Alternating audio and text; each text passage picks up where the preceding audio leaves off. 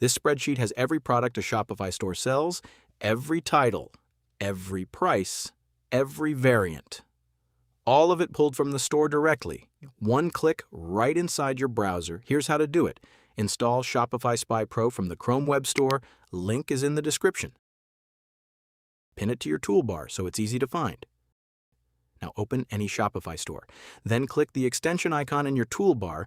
It reads the store the moment it opens. Name, location, and the full product count already in. And by default, it pulls the full catalog. Want a specific collection instead? Switch the filter here. Pick one collection or several, and it only pulls those products.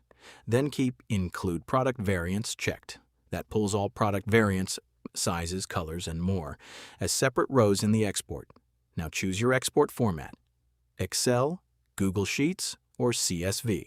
Pick the one you work in. There is one more thing worth checking before you export.